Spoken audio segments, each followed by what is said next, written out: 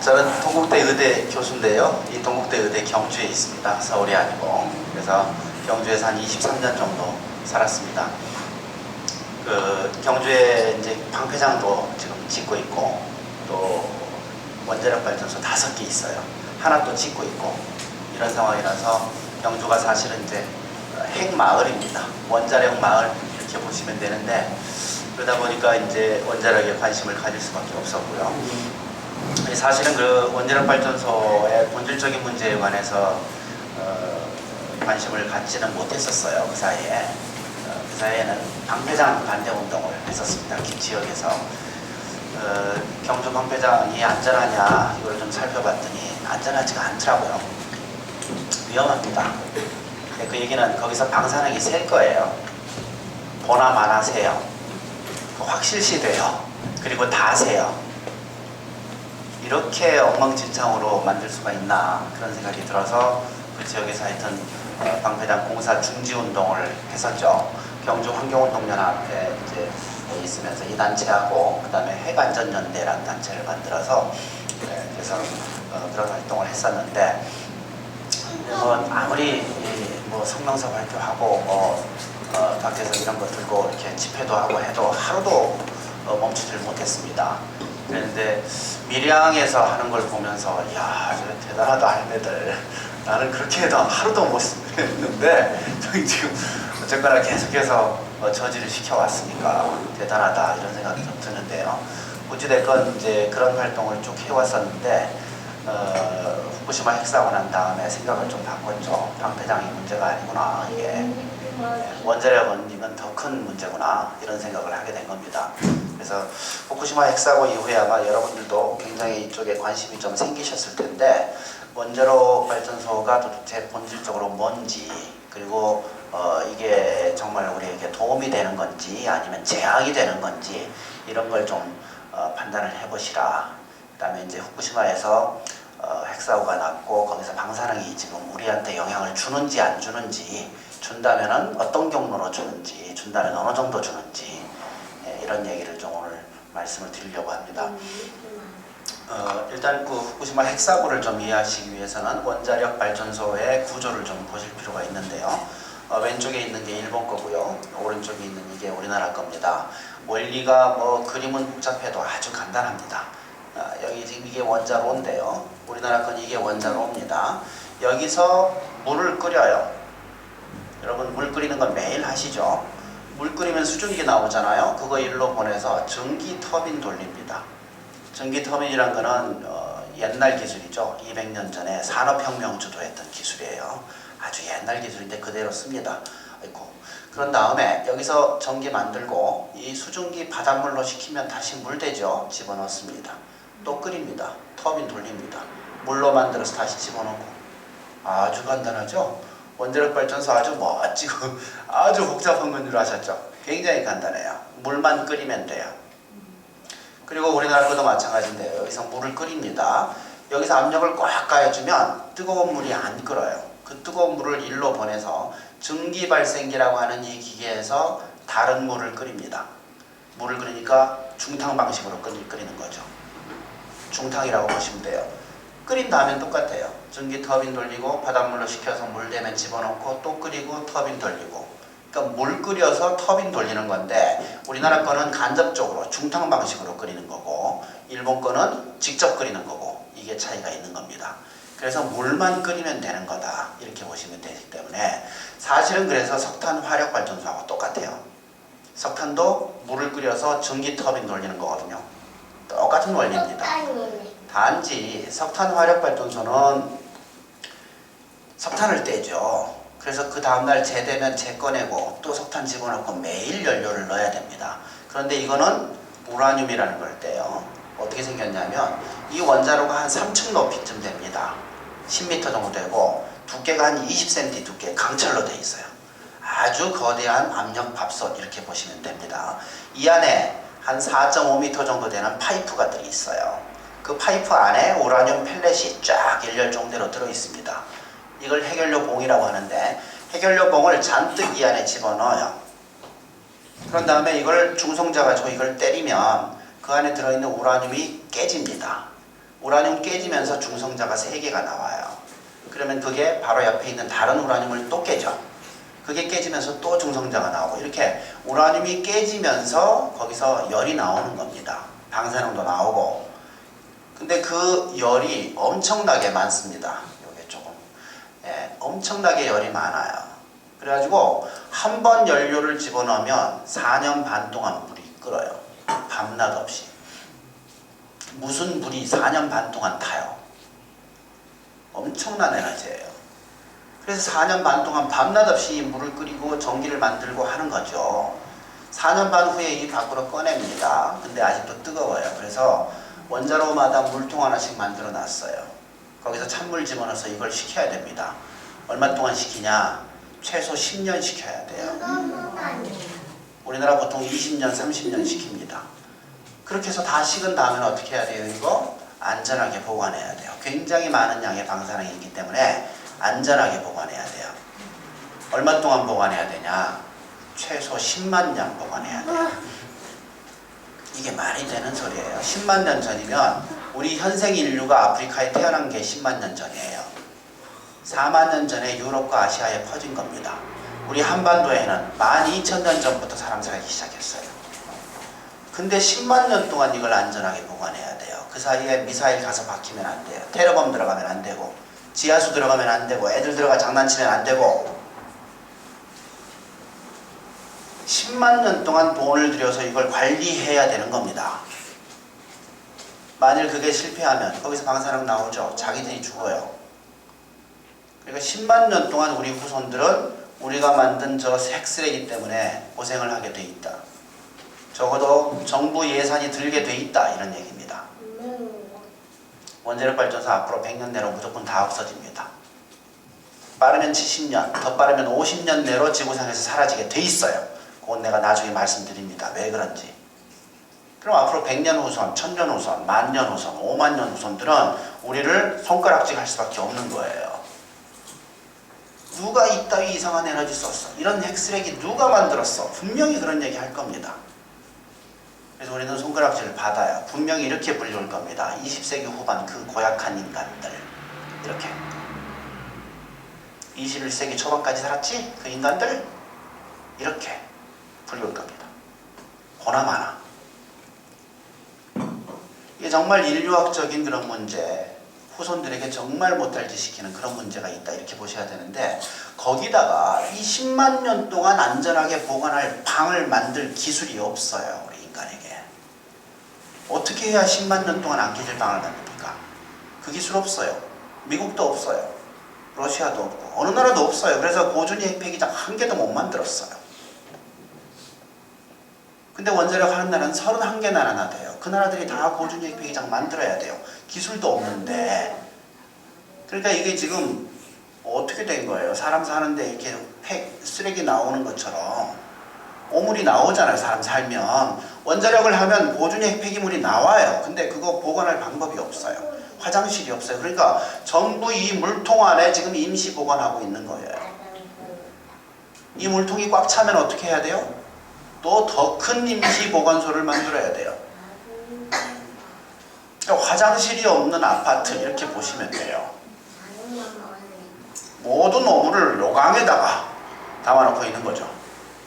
그 요강이 꽉 차면 또 하나 만들어서. 중간에 죄송한데. 네, 괜찮습니다. 4년 반 동안 그게 식혀서 나오는 그 원료 그 양이 얼마나 됩니까? 이 안에 들어있는 게 100톤이에요. 원자로 하나에. 100톤. 네, 4년 반 동안에 100톤이 나옵니다. 4년 반에. 그래서 지금 30년쯤 되면 어떻게 돼요? 한 7번, 8번 나오는 거죠.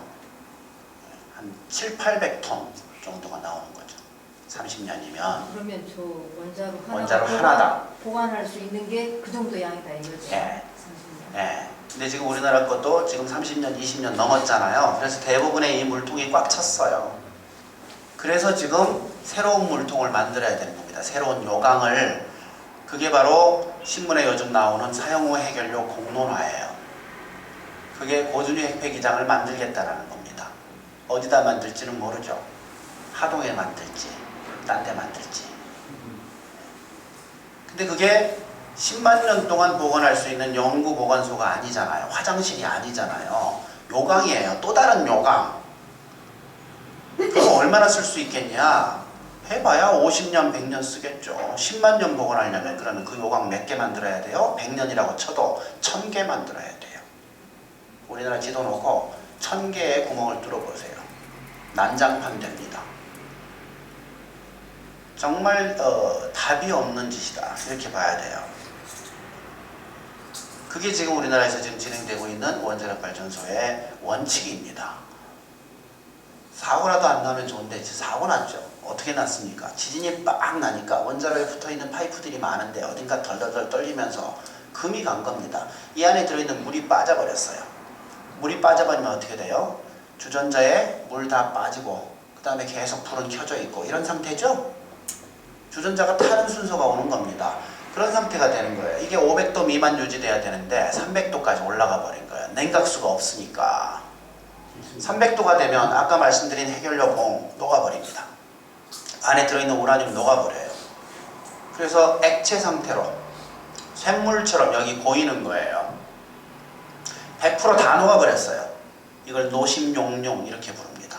들어보셨죠? 노심용융이 돼버린 겁니다.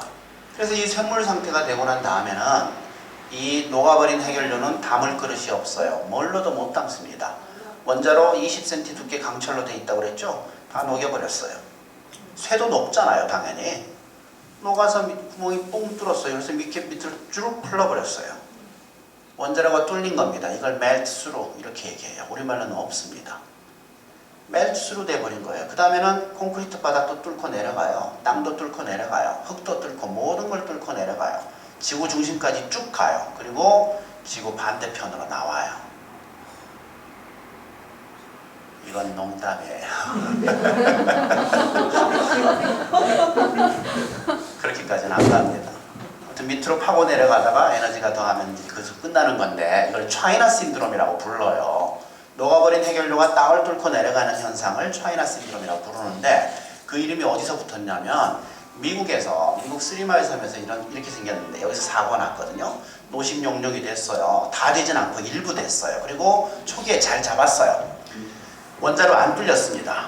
근데 누가 농담한 거예요. 야, 저 해결료 녹았다. 지구상에 담을 그릇이 없지 않냐.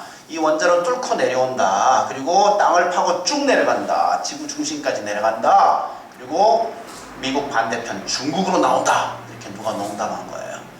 그리고 차이나 신드롬 이렇게 이름을 붙였어요. 그리고 그 이름으로 영화도 만들었어요. 그래서 지금 일반 명사처럼 쓰입니다. 녹아버린 해결료가 땅을 뚫고 내려가는 현상. 차이나 신드롬이라고 그래요. 지금 차이나 신드롬이 진행 중이에요. 얼마나 내려갔을까? 몰라요. 온도가 얼마냐? 몰라요. 방사능량이 얼마냐? 몰라요. 색깔 몰라요. 아무것도 몰라요. 사람 접근하면 즉사합니다. 접근할 수가 없어요. 그래서 일본이 일제 로봇을 집어넣었죠. 아주 그 세계적으로 자랑하던 로봇이에요. 들어가자마자 즉사했어요. 그래서 미제 로봇을 넣었어요. 즉사했어요. 사진 한 장 못 찍었어요. 이거 얼마나 내려가는지도 몰라요. 근데 가만 놔두면 또 터질 거니까 할 수 없이 물을 부어서 식혀야 됩니다. 원자로에 물 붓죠. 구멍 뚫려 있죠. 밑으로 쭉 내려오죠. 여기 해결료 식힙니다. 그런 다음에 이 물 어디로 가요? 다음 회수돼요? 일부 회수되죠. 그러나 일부는 회수 안 됩니다. 어디로 가요? 그게 태평양으로 나가요. 그게 바로 오염수예요. 그 오염수는 여태까지 2년 반 동안 매일같이 나왔던 겁니다. 일본 정부가 거짓말하고 있었죠. 여태까지 오염수 안 나온다. 모두 다 저 컨테이너 안에 다 집어넣고 있다. 이렇게 얘기했었어요. 근데 3개월쯤 전에 들켰죠. 오염수 나온다. 지금 뭐라고 그래요? 머리 걱정걱정 하면서 하루에 200톤 나와요. 300톤 나와요. 이렇게 얘기하고 있죠. 그 역시 거짓말이에요. 300톤 얼마 안 됩니다. 이 방 한 2개나 3개 정도밖에 안 돼요. 300톤 해봐야. 그 물 가지고는요, 이 원자로 하나 하루에 한 번 헹굴까 말까 할 정도예요. 그 정도밖에 안 붙겠어요? 여기 지금 엄청난 에너지가 이게 있는데 그걸 식혀야 되는데. 말이 안 되는 숫자예요. 저는 10배 정도 나온다고 봅니다. 3,000톤 적어도. 그래야 말이 돼요. 그리고 여기 지하수가 지나가고 있는데 이 지하수하고 이거하고 만나는 것 같아요. 그러지 않겠어요? 그렇지 않고는 설명이 되질 않아요. 여기 지하수들이 들어온다. 그리고 오염수 나온다. 무슨 얘기예요? 이 원료하고 만난다는 얘기죠. 2년 반 동안 초기에 나왔던 그 물만 지금 치우면 되는 상황이냐? 아니에요. 그러면 금방 치워지죠. 앞으로 그러면 오염수는 언제까지 나올 거냐? 이 녹아버린 해결료 치울 때까지 나오죠. 그리고 언제 치울 거냐? 일본 정부 큰 소리 칩니다. 40년 내로 치울 거야. 이렇게. 근데 전문가들은 절대 못 치운다. 이렇게 얘기해요. 40년 내로는 택도 없다. 한 100년 나온다. 이렇게 보시면 돼요. 적어도. 100년 후에 치울 수 있냐? 그것도 자신 없는 겁니다. 이게 무슨 제한이에요? 태평양으로 오염수가 앞으로 100년 나온다고 생각해보세요. 한 번의 핵사고는 감당할 수 없는 그런 결과를 내놓는 겁니다. 지금 후쿠시마 원전 보시면요. 상황이 1호기, 2호기, 3호기 세 개가 모두 100% 멜다운 됐어요. 셋 다 노심 용융이 다 돼버렸어요. 100톤의 우라늄이 다 녹았어요. 셋 다 구멍이 뚫렸어요. 셋 다 땅을 파고 내려가고 있는 중이에요. 얼마나 내려갔는지 모르지만 여기서 계속 방사능이 나오는 거고 오염수가 나오는 거고 그거는 100년간 지속해요. 그리고 수조, 물통 하나씩 있는 것. 이거 지금 3호기 얘가 터졌어요. 얘가 또 터졌어요. 이 안에는 원자로하고 같은 양 들어있었고 이거는 원자로의 3배가 들어있었어요. 해결료가. 이게 지금 손상이 됐다고 봐야 돼요. 그래서 손상된 해결료의 양으로 따지면 체르노빌 이거 하나 터진 거잖아요. 체르노빌의 몇 배예요? 아주 쉬워요. 1배, 2배, 3배, 4배, 5, 6, 7배. 손상된 해결료의 양이 체르노빌의 7배예요. 도쿄전력 또 거짓말하죠. 도쿄전력 뭐라고 얘기해요? 체르노빌에 비해서 10% 규모다 이렇게 얘기해요. 이해가 되세요? 체르노빌 이거 하나 터진 거고 얘는 지금 하나, 둘, 셋, 넷, 다섯 이렇게 터진 건데 어떻게 해서 10% 규모예요? 일본 정부하고 도쿄전력이 후쿠시마 핵사고에 대해서 하는 얘기는 모두 거짓말이다. 이렇게 보시면 돼요. 일본에서 핵사고가 났다. 이거 외에 모두 거짓말이에요. 지금도 계속 거짓말을 하고 있고 그리고 거짓말 해야 돼요. 해야 돼요. 다음 보십시오. 지금 일본이 이렇게 오염이 돼버렸어요. 땅이. 여기 후쿠시마 있죠. 여기 도쿄 있죠. 이만큼 일본 땅의 20% 딱 남한 넓이 정도 되는 땅이 고농도로 오염이 됐어요. 그리고 일본 땅 전체 중에 약 70%가 방사능에 오염됐어요.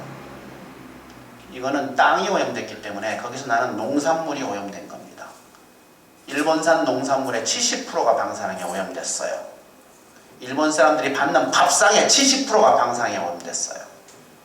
그 오염된 밥상을 2년 반 동안 매일 받았어요. 아침, 점심, 저녁으로. 밤참까지 먹을지 몰라요. 그리고 이 오염은 앞으로 300년간 지속해요. 이 세슘. 땅이 오염되면 300년 가요. 일본 사람들 앞으로 10세대 동안 300년 동안 매일 방사능에 오염된 음식을 먹어야 돼요. 앞으로 태어날 애들도 거기서 먹어야 돼요. 오염이 돼요. 피폭돼요. 일본에서 산다라는 거는 굉장히 위험한 짓이에요. 저는 전 일본 국민들에게 호소하고 싶어요. 남의 나라긴 하지만 탈출해라. 모두 거기서 나와야 된다. 일본은 살 수 있는 땅이 지금 아니다. 300년 후에 다시 돌아가라. 모두 이민 가라. 이 얘기를 하는 거죠, 저는. 그리고 실제로 일본 가서 그 얘기를 했어요. 작년에 일본의 의사단체가 저를 초청을 했어요. 어떻게 알고 초청했는지 모르겠는데 갔더니 한 100여 명 정도의 의사 선생님들이 계세요. 나 거기서 이 오염지도 딱 보여줬어요. 그리고 일본에 사는 거 위험하다. 모두 이민 가시오 라고 얘기했어요. 그냥 얘기했어요. 인도적인 차원에서. 그랬더니 얼굴들이 아주 복잡해집니다. 끄떡끄떡 하는 사람도 있고. 잠깐만요. 네. 사실 이제 수치가 별로 중요한 것 같잖아요. 이거 굉장히 심각하다는 것만으로도 우리가 알 수가 있는데 정확하게 300년 뭐 이런 식으로 이렇게 좀 수치가 나오잖아요. 예. 이런 연구들이 일본하고 이렇게 같이 공동으로 진행이 되고 있는 연구 결과입니까? 아니면 좀 자체적으로 지금 우리 교수님들 활동하신 곳에서 지금 이런 것들이 좀 나오고 있는 아니에요. 전부 객관성이 있는 얘기입니다. 300년은 어떻게 계산된 거냐면 이 세슘 137 반감기가 30년이에요. 그래서 30년 정도 반감기가 10번 정도 지나야 1000분의 1 이하로 줍니다. 그래서 보통 땅이 오염되면 300년 이렇게 얘기합니다. 중조준지 방패장도 300년 그렇게 기준합니다. 그거는 원자력계나 시민사회나 똑같이 합의가 되는 숫자예요. 제가 말씀드리는 모든 것들은 전부 근거가 있는 얘기뿐이에요. 만약에 근거 없는 얘기 내가 여기서 했다, 근거 자료 없는 얘기 했다, 그러면 바로 끌려가요. 아주 위험합니다. 저는 권력이 없잖아요. 그리고 정부하고 지금 대항하고 있잖아요. 정부는 힘이 세요. 조금만 이게 말이 안 되는 소리 해도 바로 죽일 수 있어요. 교수란 사람이 아무 근거 없이 거짓말했다고 빵 치면 한 방에 적합니다. 그래서 아주 작은 숫자들도 아주 신경 써서 근거 자료를 다 확보한 겁니다. 그리고 그것들은 나중에 좀 제가 어떻게 그걸 확인할 수 있는지 좀 설명을 드릴게요. 어찌됐건 그런 상황이에요. 그래서 이걸 좀 잘 보셔야 되는데요. 여기 지금 PNAS라고 하는 굉장히 유명한 과학 잡지예요. 세계적으로 3대 과학 잡지 안에 들어갑니다. 그 잡지에 지금 실린 거고, 여기서 여기까지 이 거리가 350km예요. 여기서 여기까지. 이게 지금 땅 오염은 굉장히 적게 된 겁니다. 왜냐하면 편서풍이 많이 불었죠. 계속 이쪽에서 바람이 불기 때문에 대부분의 방사능은 태평양에 떨어졌어요. 그리고 미국 쪽으로 날아갔어요. 우리나라 쪽으로는 조금밖에 안 왔어요. 아주 조금 왔어요. 지금 그런 상황입니다. 일본은 사람 살 때가 지금 못 돼버린 거예요. 끝났어요. 이렇게 보셔야 돼요. 그렇게 봐야 됩니다. 그리고 해양오염 보세요. 여기서 이렇게 지금 방사능이 나오고 있는데, 구글이라는 회사 좀 유명한 거 아시죠? 이 회사에서 이 시뮬레이션을 했어요. 8개월, 이게 지금 뭐 5개월 만에 이만큼 퍼진 거죠. 지금 2년 반 지났죠? 어디까지 갔나요? 미국까지 간 것 같아요. 미국 서해안 쪽에 세슘이 나온다라는 뉴스가 가끔 나옵니다. 그때쯤 됐어요. 해양학자들이 여기 지금 태평양 한 바퀴 이렇게 도는데 5년 걸린다고 보통 얘기했거든요. 2년 반 지났으니까 미국까지 간 겁니다. 이제 돌아올 거예요. 적도를 따라서. 지금 현재 우리나라 근해는 깨끗해요. 깨끗해요. 진짜 깨끗해요. 제가 확인했어요. 어떻게 확인하냐? 여기서 잡히는 수산물 가지고 측정해보면 돼요. 요 세슘 나오는지. 측정기 갖고 측정해보면 됩니다. 안 나와요. 정부도 많이 측정했고 저도 많이 측정했어요. 여기 지금 깨끗해요. 분명합니다. 지금 그래서 근해에서 잡힌 수산물들은 안전하다 이렇게 보시면 됩니다. 지금 여기 뭐 이런 데서 잡히는 거, 여기 하동이 이 근처인가요? 요 앞에서 잡히는 거 다 깨끗해요. 지금은. 그러나 3년 후에 이게 돌아올 거 아니에요. 그 후에는 어떻게 될 거냐? 그거는 알기 힘들어요. 미리 예측하기 힘듭니다. 그때 가서 재봐야 알아요. 만일 여기가 오염이 되면 어떻게 알 수 있냐? 제가 소리 지를 거예요. 여러분 귀에 들리도록. 근해가 오염됐다 라고 소리 지를 겁니다. 그래서 지금 현재는 여기는 괜찮다. 여기는 어떠냐? 위험해요. 여기서 잡히는 것들 우리나라에 오나요? 오지요. 뭐예요 그게? 일본산 수산물 아니에요? 거기 방사능 나와요? 나오죠. 많이 나오죠. 그건 안 먹어야 돼요. 이건 먹어야 돼요. 이거는 먹으면 안 돼요. 아주 쉬운 겁니다. 문제는 이게 이제 점점 퍼지는 거죠. 넓은 지역으로 퍼지면서 농도는 낮아지는 거예요. 이걸 계속 모니터링을 잘 해야 됩니다. 그래서 뭘 먹어도 되고 뭘 먹으면 안 되는지 이거 구별할 수 있어야 됩니다. 방사능에 피폭이 되면 이런 병이 발생해요. 암, 유전병, 심장병. 이 세 개가 제일 큽니다. 제일 많이 나와요. 그리고 이런 병들이 나옵니다. 백내장, 흉추신경계, 폐렴, 신장염 이런 것들 나옵니다. 교과서에 나와 있는 내용들이에요. 그 중에 가장 흔히 나오는 게 이 세 가지인데, 암은 앞으로 한 7, 8년 후부터 시작이 될 거예요. 피폭된 후 10년 후부터 올라간다 이렇게 돼 있으니까. 두 번째 유전병, 이거는 아마 지금 시작이 됐을 텐데 확인하기가 어렵습니다. 선천성 기형 나와주면 좋은데 잘 안 나와요. 이거 왜 안 나올까요? 초음파가 있어요. 뱃속에 있을 때 미리 알아요. 체르노빌 때는 이런 애들 많이 나왔습니다. 초음파가 일반화가 안 돼 있을 때였어요. 그러나 일본은 초음파가 많아요. 그래서 이런 애들은 안 태어납니다. 그 대신에 유산이 늘죠. 인공유산. 그럴 수밖에 없는 겁니다. 지능저하, 불임, 사산, 유산, 애기 낳는 게 힘들어요. 그런 일이 발생해요. 그리고 심혈관 질환, 이거는 이미 시작한 것 같아요. 심근경색, 이거는 뉴스에 굉장히 여러 번 났어요. 지난 2년 반 동안. 더군다나 이 심근경색이 노인들만 걸리는 병이었었는데 지금은 안 그래요. 젊은이들이 걸려요. 애들이 걸려요. 달리기 한번 팍 하고 팍 쓰러져요. 이런 뉴스가 지금 일본 신문에 여러 번 났습니다. 이미 시작이 됐어요. 재앙이. 이 세 가지 질병은 앞으로 일본에서 창궐합니다. 환자 수 엄청나게 증가할 거예요. 보나 마나예요. 이건 이견이 없어요. 원자력계건 아니건 간에. 벨라루스란 나라가 있었는데요. 이런 일이 일어납니다. 체르노빌 때 뻥 터졌어요. 그리고 바람이 벨라루스 쪽으로 불었습니다. 벨라루스 상공에 방사능이 많을 때 비가 왔어요. 그래가지고 이 방사능 물질이 땅에 떨어진 겁니다. 땅이 오염된 거예요. 땅 오염되면 얼마간 지속해요? 300년. 지금 이 30년 지났죠? 270년 남았어요. 86년도에 사고 났는데 그 후에 5년, 10년 지난 다음부터 본격적으로 올라갑니다. 이게 뭐예요? 이게 뭐예요? 이거는 여성 갑상선암. 밑에 있는 건 남성 갑상선암. 오, 남녀 차별 확실하게 하죠. 방사능은 남녀 평등 없어요. 주로 여자 집중 공격시킵니다. 원래 그래요. 갑상선암이 제일 많이 올라가고요. 두 번째가 유방암이에요. 여자를 집중 공격합니다. 방사능은. 그리고 어린이 공격합니다. 어린이들이 훨씬 더 민감해요. 몇 배 민감하냐? 어른에 비해서 20배 민감해요. 두세 배가 아니에요. 20분의 1만 먹여도 나쁜 일이 생기는 겁니다. 1살 미만짜리는 20배 민감한 걸로 되어 있어요. 태아는 더 민감해요. 임산부는 그래서 굉장히 신경 써서 방사능을 안 먹어야 되는 겁니다. 제일 중요한 사람들이 임산부예요. 그리고 사실은 처녀 총각들도 다 신경 써야 돼요. 곧 있으면 애기 낳을 사람들. 저처럼 이제 생산이 다 끝난 사람들은 뭐 조금 여유를 가져도 되지만 처녀 총각들, 그 다음에 신혼부부들, 아직 애기 낳을 사람들, 애기 키우는 사람들 신경 써야 됩니다. 바짝. 이거 신경 안 쓰고 그냥 뭐 별 생각 없이 그냥 뭐 이렇게 먹고 지내고 이렇게 지나면은 피폭량이 분명히 늘어나요. 그럴 필요가 없어요. 좀만 신경 쓰면 돼요. 뭐 안 먹으면 되는지 제가 가르쳐 드리잖아요.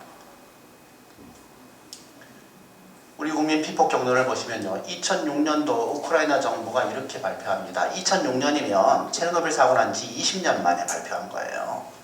20년 후에 우크라이나 정부가 자기 국민들 피폭 경로를 좀 찾아보니까 이 음식을 통한 피폭이 중요하더라 이런 얘기입니다. 피폭 경로 좀 설명을 드리면요. 이게 방사능 물질이라고 칩시다. 그럼 여기에 피폭되는 경로는 4가지가 있어요. 첫 번째는 이렇게 조이는 거죠. 밖에 놔두고. 외부 피폭이라고 해요. 방사능 물질이 몸에 들어오는 거 아니죠. 방사선만 지나가는 겁니다. 피폭되는 기간 동안, 보고 있는 동안, 조이는 기간 동안만 피폭이 되는 거예요. 이걸 외부 피폭이라고 해요. 두 번째는 공기 중에 방사능이 많이 있어요. 근데 숨을 쉬어야 되죠? 그럼 폐를 통해서 방사능 물질이 들어와 버려요, 몸에. 이건 내부 피폭인데 호흡을 통한 내부 피폭. 이렇게 얘기합니다. 그리고 세 번째는 피부를 통한 거예요. 방사능 비에 맞았어요. 또는 방사능에 오염된 화장품을 발랐어요. 그러면 바르고 있는 동안 외부 피폭이 되겠죠. 그리고 아주 일부는 흡수도 됩니다. 내부 피폭과 같이 돼요. 그게 피부를 통한 피폭이고, 네 번째가 음식을 통한 피폭이에요. 방사능이 오염된 음식이 여기 있어요. 내가 먹어버려 이걸. 꿀꺽 삼켜버렸어요. 어떻게 됐어요? 방사능 물질이 몸에 들어와 버렸죠? 그리고 다 흡수돼요.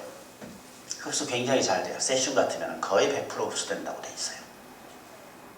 그러면 이 방사능 물질이 몸에 고루고루 퍼지는 겁니다. 이게 바로 음식을 통한 내부 피폭인데, 이 4가지 경로 중에서 가장 많은 양의 방사능이 한꺼번에 들어올 수 있는 방법은 뭘까요? 음식이에요.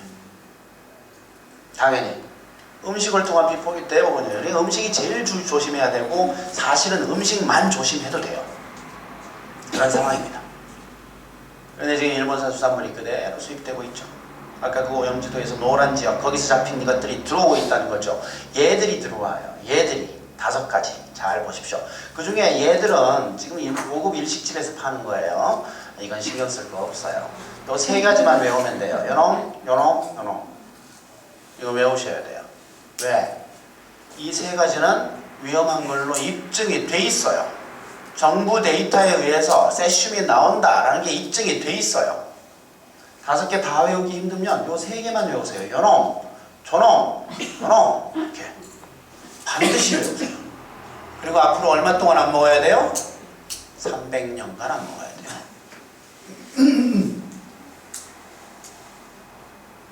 그래서 요원서에 써놔야 돼요. 300년이니까. 얘들은 우리나라에서 안 잡혀요. 아시죠? 얘들은 잡혀요. 얘도 잡혀요. 근데 국내산하고 일본산하고 구별이 안 되죠? 여러분 그거 딱 써놓으면 그거 여러분 믿으세요? 저는 사실 믿고 있었어요. 시장 가서 무슨 산 그러면 믿고 있었어요. 근데 강의하면서 바뀌었어요. 아주머니들이 안 믿더라고. 그래서 저도 의견 바꿨어요. 안 믿게. 경험이 많은 분들이 이거 안 믿으면 보면 그렇잖아요. 저는 사실 경험 별로 없잖아요. 그래서 좀 받아들이기로 했어요. 안 믿게. 안 믿습니다. 그래서 할 수 없어요. 억울한 고등어, 억울한 대구 있겠지만 얘들은 안 먹는다.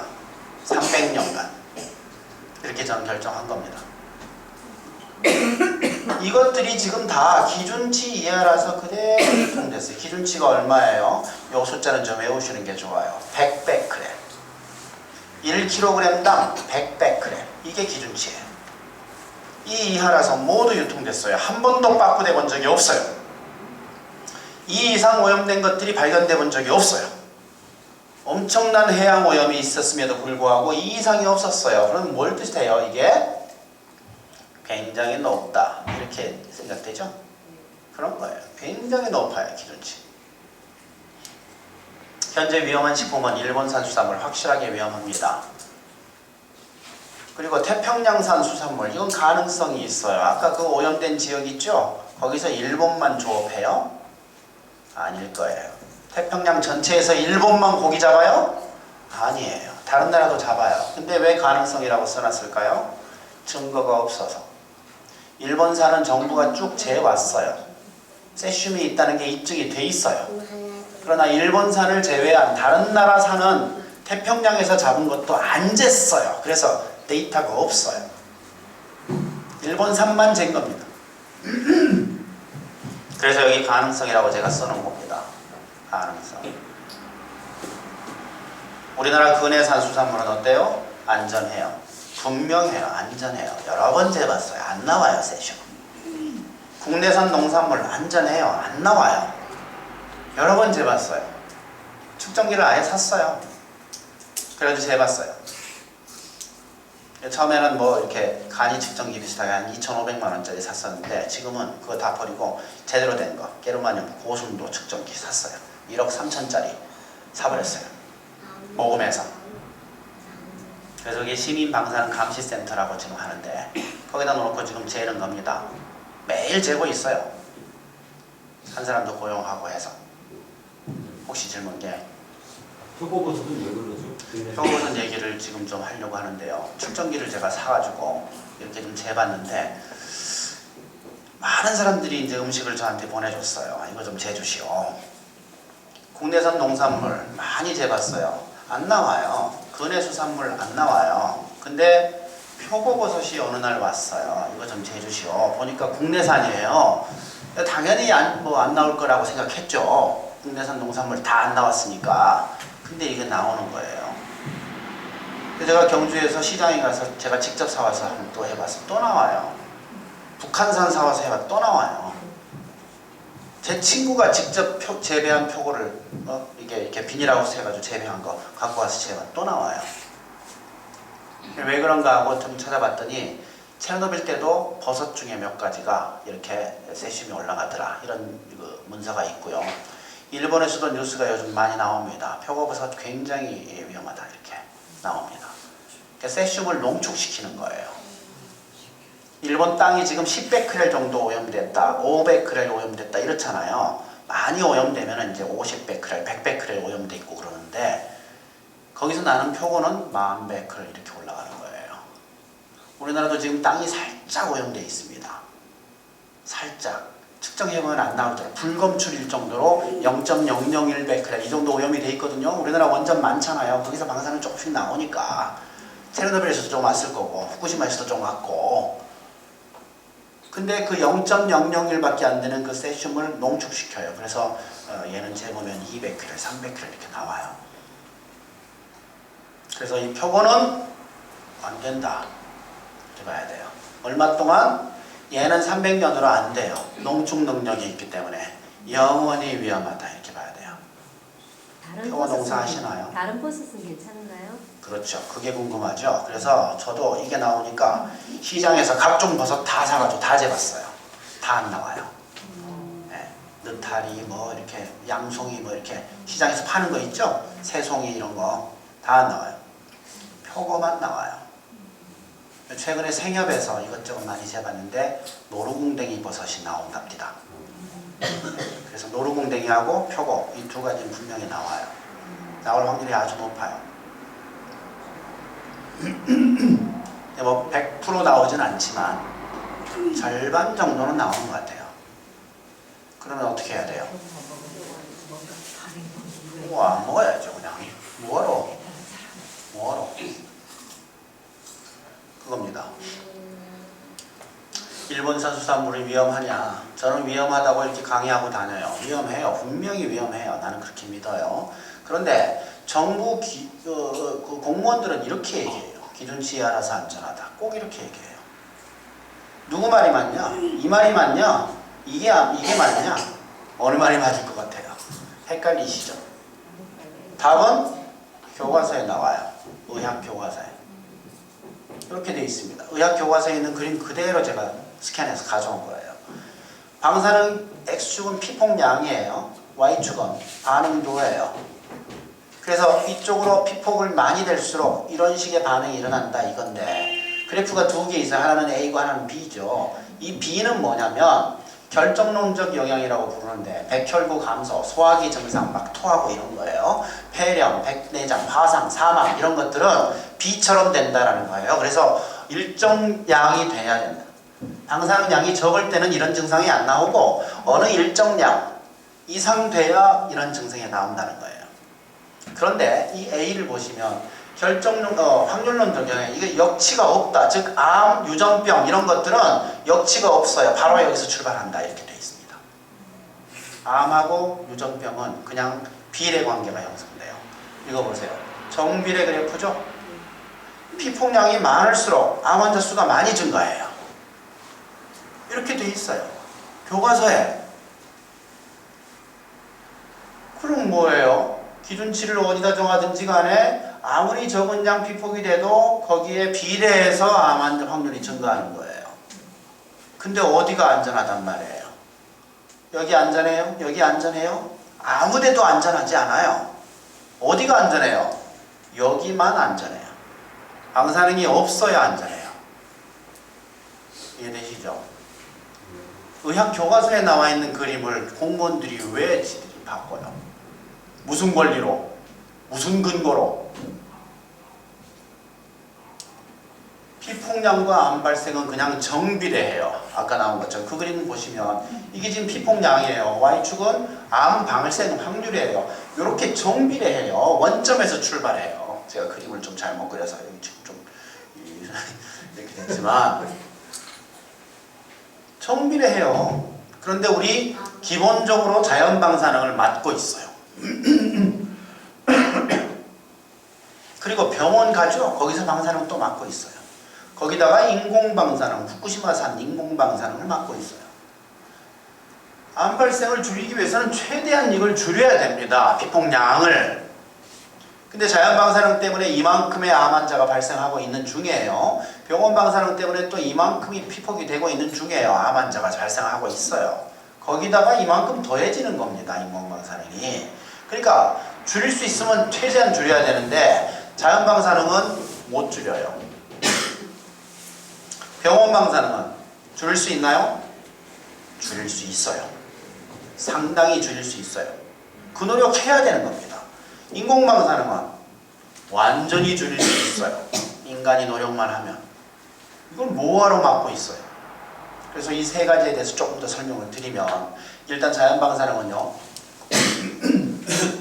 우주선, 라돈가스, K40, 땅속에 있는 우라늄 이런 원래 자연계에 있는 것들이에요. 우주선은요 하늘에서 떨어져요. 이거 못 피해요. 못 피해요. 그리고 라돈가스 이것도 땅에서 가스로 나와요. 냄새도 없고 색깔도 없고 이거 알 수가 없어요. 피할 길이 없습니다. 전 세계 다 나와요. 그 다음에 K40 이거는 방사능 물질인데 우리가 먹는 음식 속에 이런 데 다 들어있어요. 조금씩 다 들어있어요. 피할 길이 없어요.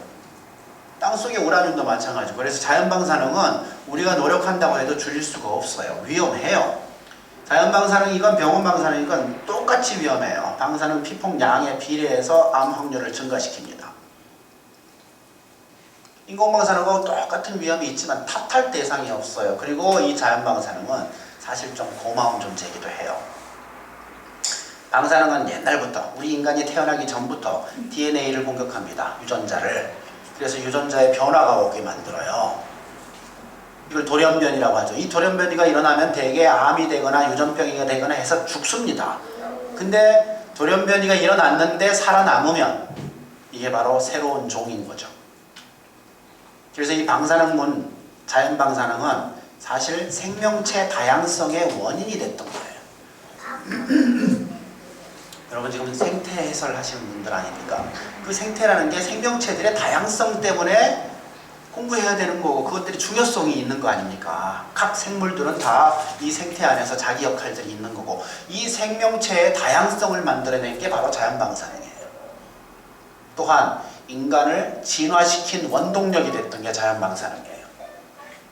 자연방사능 없었으면 우리는 진화 못했어요. 또는 창조론적으로 설명하면 이렇게 얘기할 수 있어요. 창조주가 다양한 생명체를 만드는 창조의 도구였다. 이렇게 얘기할 수 있어요. 어쨌거나 이 자연방사능은 위험도 하지만 굉장히 고마운 존재이기도 한 거고 아주 인류학적으로, 인문학적으로 깊은 내용을 갖고 있는 물건이에요. 거룩한 물건이에요.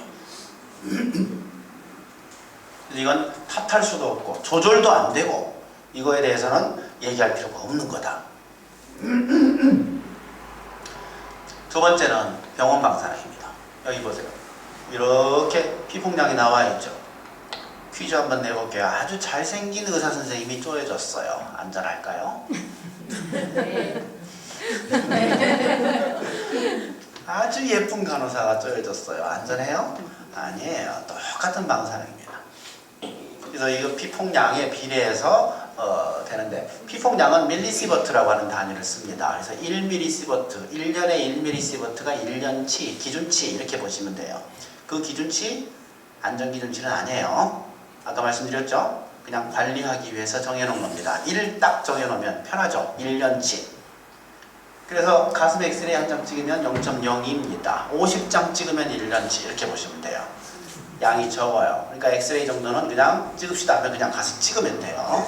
네, 양이 적으니까 이 정도는 그냥 신경 쓸 거 없어요. 그러나 CT는 얘기가 달라요. 한 방에 2년치예요. 머리 CT. 가슴 CT 8년치. 배 CT 10년치. 배 CT는 엑스레이의 몇 장분에 해당돼요? 500장 한꺼번에 찍는 거하고 똑같아요. 이건 얘기가 좀 다르죠. CT 찍읍시다 하면 그거는 흔쾌히 찍을 수가 없어요. 양이 많아요. 그래서 따져봐야 됩니다. 꼭 찍어야 되나? 이거 찍을 필요가 있나? 이거 찍어서 나한테 오는 이익이 얼만가? 이거 봐야 됩니다. 그래서 저울질을 해야 돼요. 위험하고 이익하고 있을 때 이익이 더 크면 찍는 거예요. 이익이 더 적으면 안 찍어야 돼요.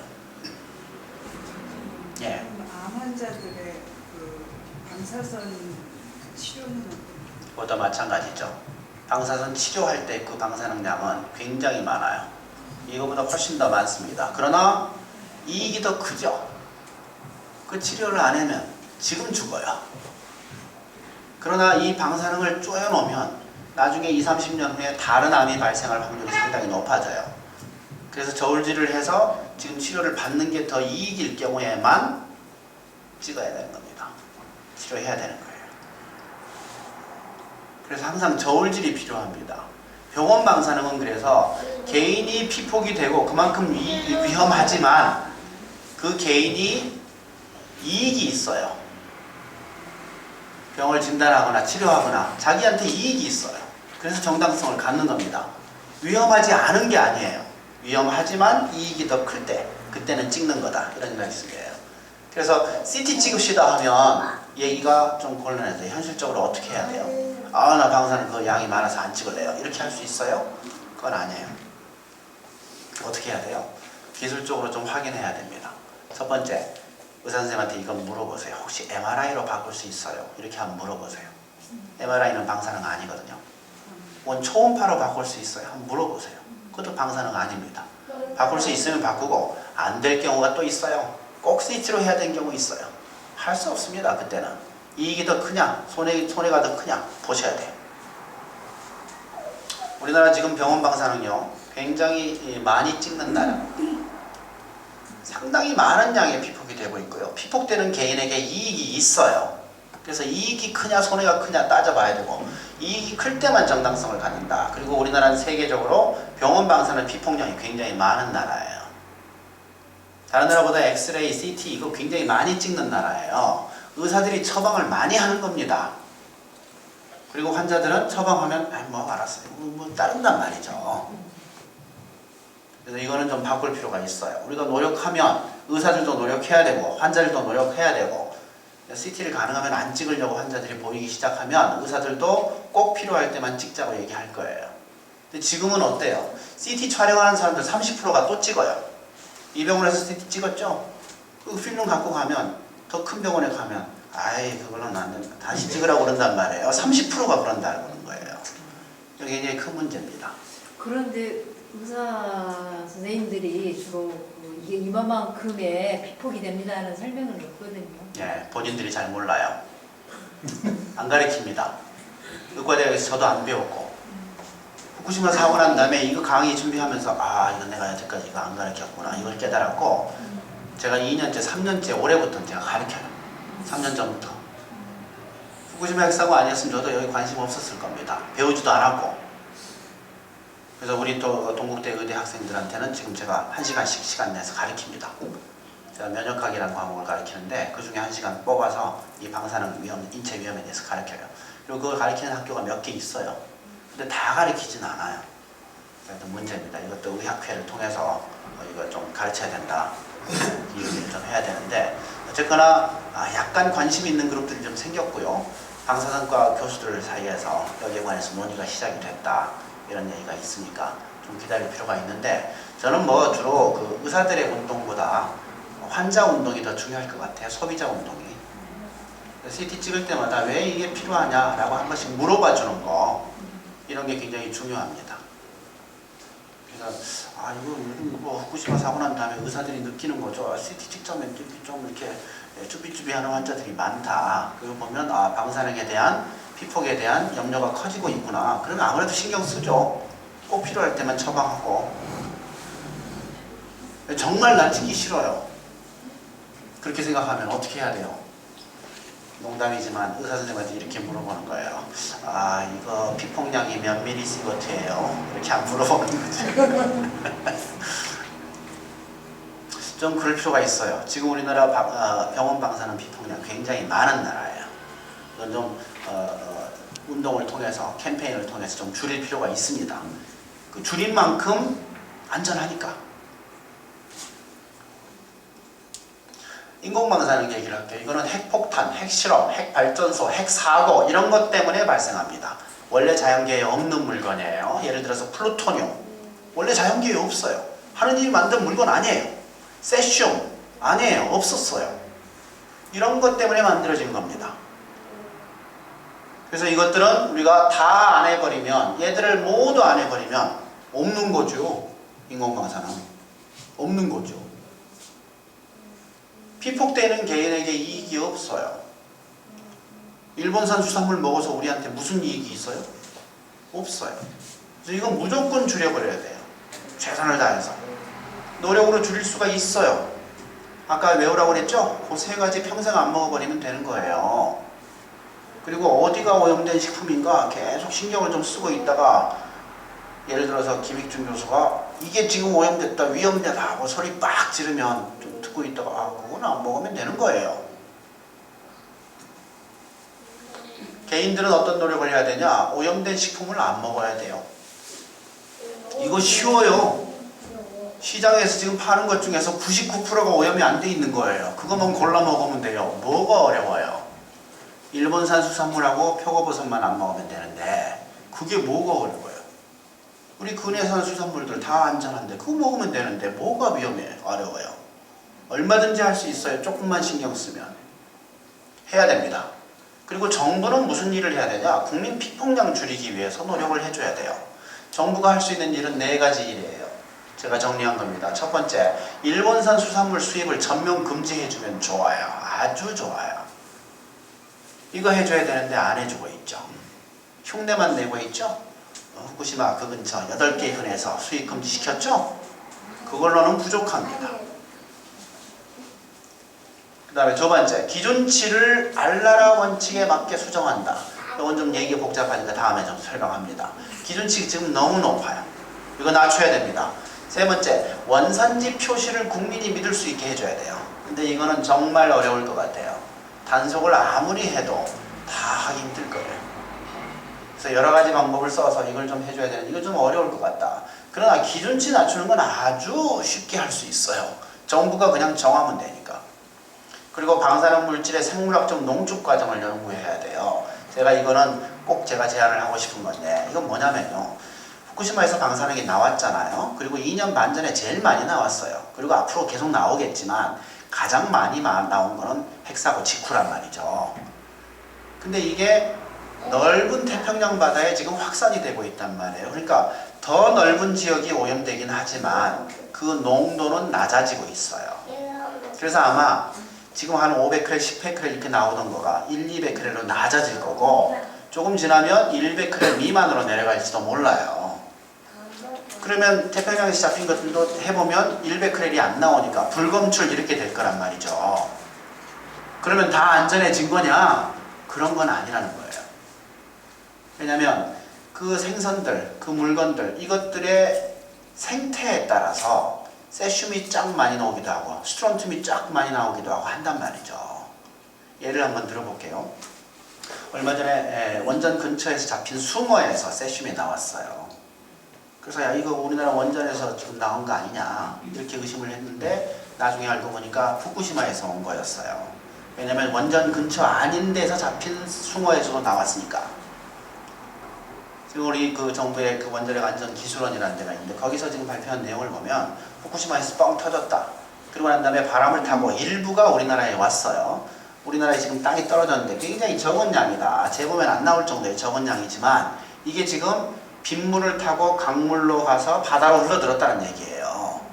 그래서 바다에서 아주 가까운 바다에 뻘에 이것들이 박혀 있는데 숭어란 놈이 그 뻘에 있는 것들을 잡아먹는 걸 좋아한대요. 그러니까 다른 생선들은 세슘이 안 나오는데 얘만 나오는 거야. 생태에 따라서 그럴 수가 있다는 거죠. 이게 바로 생태적인 연구예요. 방사능 물질의 생물학적 농축 과정 이거 연구를 해야 된다. 그래서 특별히 어떤 생선들은 세슘이 잘 들어갈 수도 있고 스트론튬이 잘 들어갈 수도 있고 플루토늄이 잘 들어갈 수 있잖아요. 그거 연구를 해야 돼요. 이거 연구해야 돼요. 정부가 이거 해야 돼요. 근데 제가 알기로 지금 아무도 안 하고 있어요. 국책연구기관들 많거든요. 그런 데서 이거 지금 하고 있어야 된다는 거죠. 그래서 한 2, 3년 딱 연구해서 정부가 발표를 해줘야 돼요. 이거는 위험합니다. 이렇게. 그걸 지금 안 해줄 가능성이 커요. 그래서 제가 조금 있다가 국회에서 토론회 한번 하거든요. 그때 내가 이 얘기를 아주 강력하게 하려고 그래요. 정부가 이거 해야 된다. 왜 안 하냐? 기준치 얘기, 알라라 원칙 얘기를 조금만 제가 좀 드리면 이 알라라 원칙이란 게 뭐냐면 기준치를 정할 때 이 원칙에 따라서 정해야 된다라는 일반적인 원칙입니다. 이게 뭐냐면 as low as reasonably achievable 이라는 뜻이에요. 무리하지 않고 달성 가능한 최소값. 이렇게 정해야 된다는 거죠. 기준치는. 그렇지 않습니까? 아주 힘들게 너무 낮게 잡으면 달성 가능하지가 않을 거 아니야. 그러지 말고 너무 높게도 하지 말고 어느 정도 노력하면 할 수 있는 달성 가능한 값인데 그 중에서 제일 낮은 값으로 해야 된다. 이게 알라라 원칙이에요. 이해가 되시죠? 이 원칙이 필요한데 지금 우리나라 보면요. 지난 2년 6개월 동안에 일본산 수산물 중에서 131회가 오염된 수산물이 들어왔어요. 131회. 그 중에서 124회는 10베크렐 이하였어요. 10베크렐 이상은 7번밖에 없었어요. 지금 현재 기준치는 얼마예요? 100베크렐이에요. 그러니까 이 기준치를 10배 낮추더라도 7번만 빠꾸시키면 되는 거였다는 거죠. 그러니까 알라라 원칙을 하면 이 정도는 충분히 달성 가능하지 않냐. 아이고 자꾸 가. 10베크렐 정도는 얼마든지 어렵지 않게 무리하지 않고 달성 가능하지 않냐. 국민들을 위해서 7번만 빠꾸시키면 되는 거였는데 안 그렇습니까? 기준치를 그래서 현실적으로 낮춰야 된다. 지금 현재 이 100베크렐 이상은 한 번도 발견돼 본 적이 없어요. 그러니까 이 100베크렐이라는 이 기준치는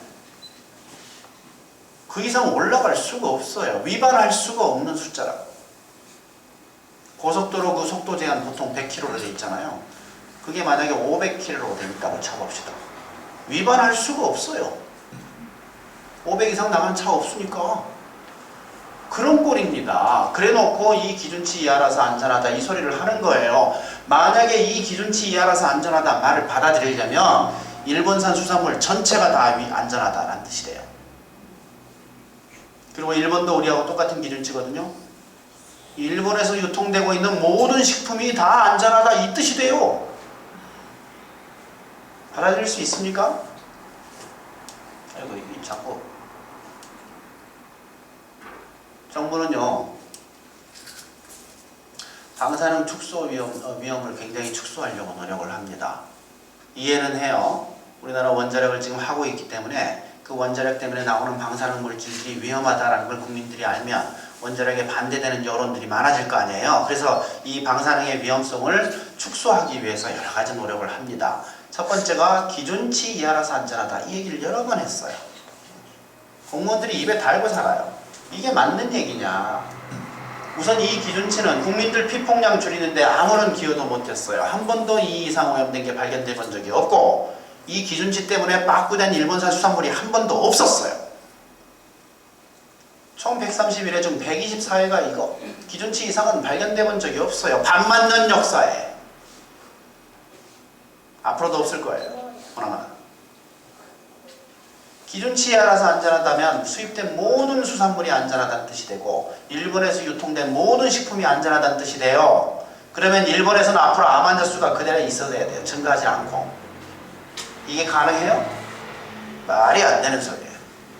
앞으로 일본에서는 암, 심장병, 유전병 이 세 가지 질병이 증가해요. 그건 누가 봐도 모두 인정하고 있는 사실이에요.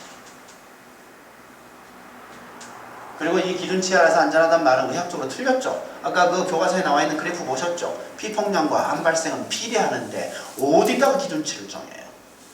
100베크렐. 그것도 굉장히 높게 정해놓고. 예를 제가 하나만 더 들을게요. 제가 이 슬라이드는 안 만들어놨는데 후쿠시마 원전이 4개 있어요. 그 앞에 이렇게 그게 있어요. 항구가 있어요. 핵물질들 왔다 갔다 하기 위해서 만들어 놓은 항구인데 그 항구 조그마한 항구예요. 그 안쪽에 바닷물이 있잖아요. 그 항구 안쪽에 있는 바닷물이 세슘이 5베크렐, 8베크렐, 10베크렐 이래요.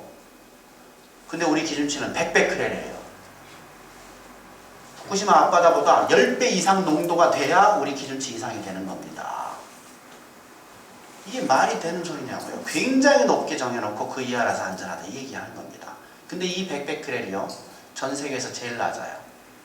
기준치 중에. 미국은 1200이에요. 우리보다 12배나 높아요. 그러니까 이 방사능 기준치라는 게 국민들 피폭량 줄이기 위해서 만든 기준치가 아니라는 거죠. 뭘 위해서 만든 거예요? 오염시키는 업체들 편히 일하라고 만들어 놓은 기준치인 거예요. 오염시키는 업체가 어디예요? 핵발전소죠. 원자력 발전소죠. 방사능 오염 일으키는데 막 높다 어쩐다 이렇게 하면 안 될 거 아니에요. 기준치 넓게 해놓고 아유 편히 그냥 오염시키라고. 저는 그렇게밖에 해석이 안 돼요.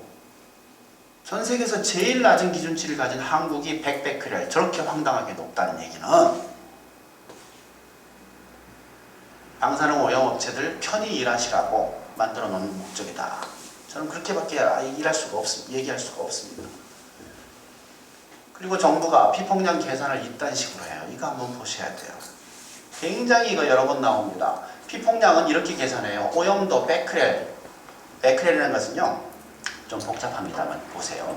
저 음식 1kg 안에 1베크렐이면은 우리 지금 100베크렐로 되어 있잖아요. 음식 이게 1kg라고 칩시다.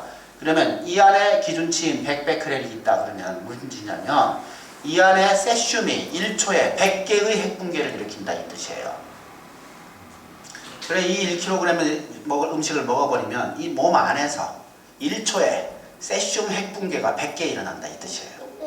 2초에 200개, 3초에 300개, 하루에 100만 개쯤 일어나요. 핵반응이 우리 몸 안에서.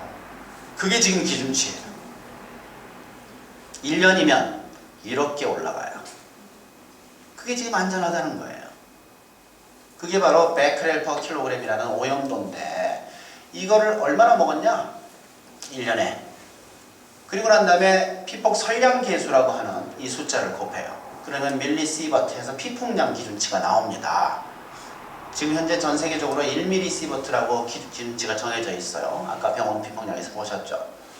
그래서 이걸 이런 식으로 계산해요. 오염도, 먹는 양, 설량 계수. 그러니까 세슘 500크렐로 오염된 일본산 명태를 1년에 25kg을 먹으면 피폭량 이렇게 계산합니다. 5 곱하기 그 다음에 25 곱하기 그 다음에 세슘 설량 계수. 이 세 개의 숫자를 곱하면 이렇게 나와요. 피폭량이. 이렇게 곱해보면 얼마가 나와요? 0.001625mS가 나와요. 근데 기준치, 피폭량 기준치가 1mS잖아요. 그러니까 이거는 기준치의 1000분의 1밖에 안 돼요.